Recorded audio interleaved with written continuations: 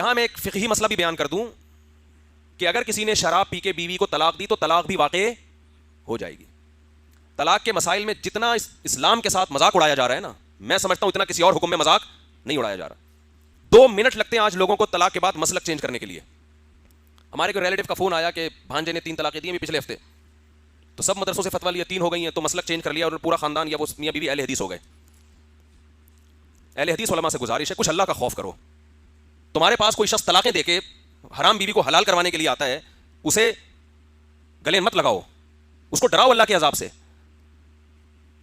کہ حرام بیوی کو حلال کرنے کے لیے آج تمہیں سمجھ میں آ رہا ہے کہ اہل حدیث صحیح ہوتے ہیں. ہم نے دیکھا بعض خوش ہو رہے ہوتے ہیں, گھر گھر جا کے اس کو اور مبارکباد دے رہے ہوتے ہیں. یہ مسئلہ بار بار بیان کرتا ہوں, اجماعی ہے, اس میں اختلاف نہیں ہے. 3 طلاقیں 3 ہی ہوتی ہیں. اس میں قرآن نے واضح بیان کر دیا, حدیث نے بیان کر دیا, بخاری مسلم کی حدیثیں اس میں. تمام صحابہ کا اجماع ہے اس مسئلے میں. کسی ایک صحابی سے کوئی ایک ضعیف سند دکھا دے جنہوں نے ایک مجلس کی 3 طلاق کو ایک کہا ہو. چاروں اماموں کا اجماع ہے. تو طلاقیں دینے سے پہلے سوچا کرو کہ میں کیا کہہ رہا ہوں زبان سے, فوراً چینج مسلک. وہ بھی بیٹھے ہوئے ٹھپے لگانے کے لیے فوراً چلو بھائی حلال ہو گئی. خدا کے غضب سے ڈرو یار, تم کانپ جانی چاہیے انسان کی روح کہ وہ کیا کر رہا ہے. حضرت عمر پہ یہ غلط الزام لگا ہے کہ انہوں نے 3 طلاق کا قانون بنایا. اگر نبی کے دور میں اکٹھی 3 ایک تھیں تو کیا حضرت عمر کو یہ اتھارٹی تھی کہ وہ 3 کو 3 کر دیں, حلال بیوی کو حرام کر دیں؟ یہ بات ایک 5ویں کلاس کے بچے کو سمجھائیں سمجھ میں آ جائے گی, ہمارے اہل حدیث علماء کی سمجھ میں نہیں آ رہی. تو آج علم میں عمق نہیں ہے, گہرائی نہیں ہے, حوالے ہیں. حدیث نمبر فلاں, حدیث کا یہ متن ہے. اتنا آسان معاملہ ہوتا تو لوگ مجتہد کیوں بنتے, مدرسوں میں بیٹھ کے علم کیوں حاصل کرتے, اصول فقہ کیوں پڑھتے, مجتہدین کو فالو کیوں کرتے. تو خوب سمجھ لیں یہ اس طرح نہیں ہوتا کہ دے دی اور جا کے اہل حدیث سے فتویٰ لے لیا. اب مسئلہ یہ ہوتا ہے گھر اجڑ رہا ہے تو کیا کریں. تو خوب اصول ایک یاد رکھو, غلطی سے پہلے شریعت کے اصول کچھ اور ہیں, غلطی کے بعد اصول کچھ اور ہیں. یہ خوب سمجھ لو اس کو اچھی طرح. جب تک آپ سے غلطی نہیں ہوئی تو اسلام آپ کو غلطی اور مسٹیک سے روکتا ہے. اکٹھی 3 طلاقیں دینا غلط ہے یا نہیں ہے؟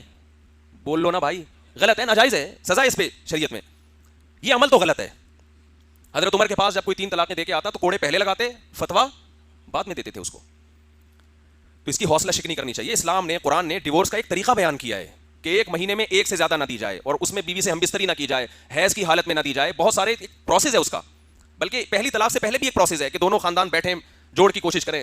وہ تمام پروسیس کو نظر انداز کیے بغیر ایک دم غصے میں آ کے دھڑ دھڑ دھڑ دھڑ فائرنگ شروع کر دینا, اور جاہلوں کی طرح اگر تو گھر سے نکلی تو تجھے طلاق ہے, تو ماموں کے گھر گئی تو تجھے طلاق ہے, تو نے اگر آج کھانا نہیں پکایا تو جاہل لوگ.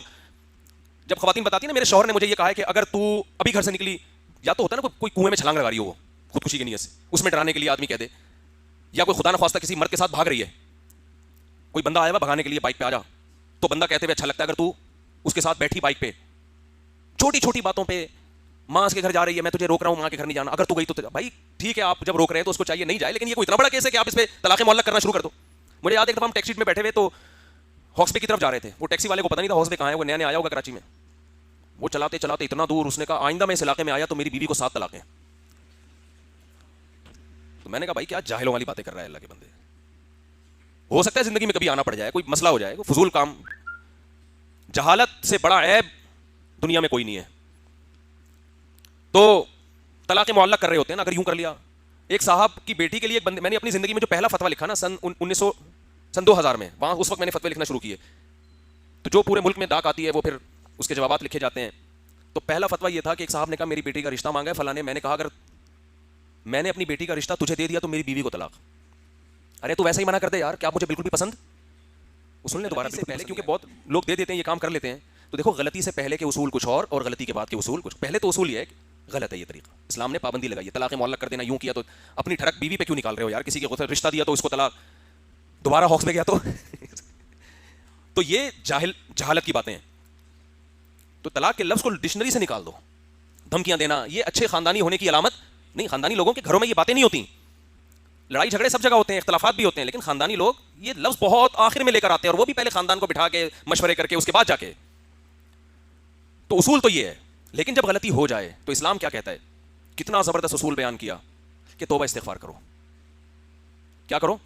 توبہ استغفار. اور اب جب ایک دفعہ توبہ استغفار کر لی تو اسلام کہتا ہے اب تسلی اسی میں ہے کہ سمجھو جو ہوا اسی میں خیر تھی. یہاں تک فقہاء نے لکھا ہے کہ آپ سے اگر کوئی گناہ ہو گیا, آپ نے اللہ سے گڑ گڑا کے توبہ کر لی تو اللہ نے گناہ معاف کر دیا نا. اللہ تو کہتا ہے تائب من الذنب کمن لا ذنب لہ, جس نے گناہ سے توبہ کی ایسے جیسے گناہ کیا ہی نہیں اس نے, پکی توبہ ختم. اب بار بار اگر شیطان آپ کو پریشان کرتا ہے نا کہ یار نہیں یہ تم نے کیا تھا تم غلط ہو تو شیطان کو، کیونکہ اب شیطان پریشان کرے گا نا تو آپ کا پھر عبادت میں دل نہیں لگے گا، کیونکہ جب آدمی اپنے آپ کو سمجھتا ہے میں بندہ ہی غلط ہوں تو پھر وہ کسی نیکی کی طرف اس کو موٹیویشن نیکی کی جب ملتی ہے جب انسان کو اس کی صلاحیتوں کو کہ بھائی تم یہ کر سکتے ہو، تم ایک اچھے انسان ہو معاشرے کے، تم بھی اچھے بن سکتے ہو. بعض دفعہ ماں باپ اپنے بچے کو بار بار ٹارچر کرتے تو ہے ہی سالہ شکل سے ایسا لگتا ہے تو کچھ بھی نہیں کر سکتا، دیکھنا تو بچہ واقعی کسی کام کا نہیں نکلتا ہے. بعض دفعہ ابا نا اپنے بچے کو صبح شام تانے دے رہے ہوتے ہیں، ماں کے سامنے کہہ رہے ہوتے ہیں میں بتا دوں یہ دنیا میں کچھ نہیں کر سکتا، ہوتا ہے نا، میں بتا دوں، میں تمہیں بتا رہا ہوں یہ مجھے اس سے کوئی امیدیں نہیں ہیں. تو بچہ جب یہ سنتا ہے تو آہستہ آہستہ وہ کہتے ہیں ہم ہیں ہی دنیا میں خام خامے پیدا ہو گئے. تو واقعی اس کو بچے کو بھائی تھوڑی حوصلہ افزائی بھی کرنی پڑتی ہے کہ بیٹا یہ غلطی تم سے ہوئی ہے لیکن انشاءاللہ مجھے تم سے امیدیں بہت ہیں، بہت اس سے انسان کو حوصلہ ملتا ہے، تو اس کی خوبیوں کو ہائی لائٹ بھی تو کرنا چاہیے. تو اب جب گناہ ہو گیا، توبہ بھی کر لیا آپ نے، ندامت بھی ہو گئی، اللہ کہتا ہے میں نے کیا کر دیا، معاف. لیکن بعض لوگوں کو تقوی کا ہیضہ بھی ہوتا ہے. تقوی تو اچھی چیز ہے لیکن تقوی کا ہیضہ صحت کے لیے بہت نقصان دہ. وہ خام خام ہے نا، بس نہیں ہم سے یہ ہو گیا تھا، پتہ نہیں ہمارا کیا بنے گا، پتہ نہیں کیا بنے گا. اس کا مطلب تم اللہ سے کوئی چیلنج کر رہے ہو، اللہ معاف کر ہی نہیں سکتا تمہیں، تم اللہ کی رحمت سے آگے نکلنے کی، یہ بھی ایک قسم کا تکبر ہے. علماء کہتے ہیں گناہ ہو گیا، اچھی توبہ کر لی، پکی سچی مچی کی ہو گئی، بھول جاؤ اس کو، پھر بھی اگر شیطان بار بار اس کے وسوسے ڈال رہا ہے تو علماء کہتے ہیں پھر انسان کو یہ سوچنا چاہیے بھائی مقدر میں ایسا ہی لکھا ہوا تھا، یہ تو ہو کے رہنا تھا بس. اور اس کے فائدوں پر غور کرو. فائدہ کیا، اس سے تواضع پیدا ہوئی ہے کہ بھائی ہم تو اتنے بڑے فنٹر نہیں ہیں، ہم سے تو غلطیاں بھی ہوتی ہیں. آدم علیہ السلام سے غلطی ہوئی، ان میں اور تواضع پیدا ہو گئی نا. کیا خیال ہے؟ بعض دفعہ تقوی سے تکبر بھی آ سکتا ہے. گنہگار میں تکبر کے چانسز بول لو نا کم ہے، یہ کیا جا رہا ہے اس میں بول. گناہ گار میں تکبر کے چانسز کیا ہوتے ہیں؟ تھوڑے کم ہوتے ہیں. بھائی ہماری تو ماضی ایسے گزرا، ہم کیا فخر کریں کسی کے سامنے، ٹھیک ہے بڑے فنٹر بنے ہوئے پھر رہے ہیں لیکن ماضی میں تو ہم سے یہ ہو سکا ہے تو ہم تو کسی فخر ہی نہیں کر سکتے. تو یہ پازیٹیو اس کا ایک وہ ہے.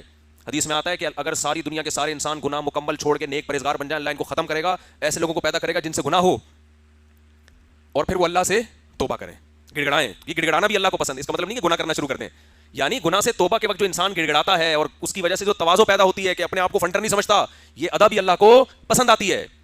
تو اب دیکھو شریعت نے گناہ سے پہلے حکم دیا کہ بچو، ہو گیا تو پھر اس کے حکام چینج ہے. بالکل ایسے جیسے آپ کو حکم ہے کہ آپ اپنے آپ کو زخمی نہ کریں، زخمی ہو گئے تو پھر علاج کریں اس کا، مایوس نہ ہو کہ یہ زخم ٹھیک ہی نہیں ہو سکتا. تو اسی طرح خوب سمجھ لو کہ جو لوگ اس طرح کر لیتے ہیں نا، دھڑ طلاقیں نکال دیں، تو پہلے تو ان کو سمجھایا جائے گا یہ عمل غلط ہے، لیکن اب ہو گیا ہے تو اسی توبہ استغفار کرے انسان اور اسی میں کیا سمجھے خیر. اسی میں کیا ہوگی؟ قرآن کہہ رہا ہے بہت سی چیزوں کو تم ناپسند کرتے ہو مگر اس میں تمہارے لیے خیر ہوتی ہے، بہت سی چیزوں کو تم پسند کرتے ہو مگر اس میں تمہارے لیے خیر نہیں ہوتی. تو اب طلاقیں دینے کے بعد فتویٰ لے کے بیوی کو رکھوانا، اس میں آپ کو بظاہر خیر نظر آ رہی ہے لیکن سمجھ لو اس خیر میں بہت بڑا شر چھپا ہوا ہے، کیونکہ یہاں شریعت کے حکم کو توڑا جا رہا ہے. تو اب اگر آپ نے شریعت کے حکم کو فالو کیا تو عین ممکن ہے جو گناہ آپ سے ہوا ہے اللہ اس گناہ کی اس حکم کی برکت سے تلافی کر دے. اللہ کہے کہ یہ نادم ہے طلاقیں دینے کے بعد لیکن یہ اسلام کے حکم کو فالو کر رہا ہے، بیوی اس کو محبوب ہے، بچے محبوب ہیں، لیکن اللہ کی خاطر یہ جدائی اختیار کر رہا ہے، تو عین ممکن ہے شریعت کے اس حکم کو فالو کرنے میں اللہ آپ کے لیے بہت ساری خیریں ڈال دے، اسی میں خیر کر دے اللہ تعالیٰ. یہ خیر اور شر تو اللہ کے ہاتھ میں ہے نا. تو جو گناہ اس سے ہوا تھا اس کی سزا بھی ملے گی اور اس کی انشاءاللہ تلافی بھی ہوگی. اور قرآن کہہ رہا ہے وَإِن يَتَفَرَّقَا يُغْنِ اللَّهُ كُلًّا مِّن سَعَتِهِ، اللہ دونوں کو غنی کر دے گا، اس کے لیے بھی انتظام کر دے گا، آپ کے لیے بھی انتظام کر دے گا. تو جو کام ہو جائے پھر اس میں شریعت کا حکم یہ ہے کہ سمجھو اسی میں کیا تھی خیر تھی. خام خامے پھر رشتہ دار زبردستی جوڑنے کی کوشش کر رہے ہو اور ان کو زیادہ لتاڑا بھی نہ کرو.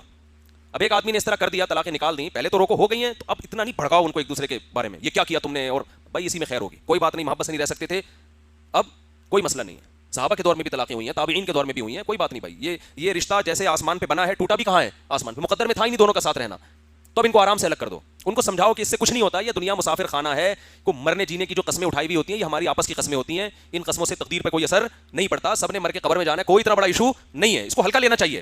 ہمارا معاشرہ اس کو بہت بڑا بنا دیتا ہے. خیر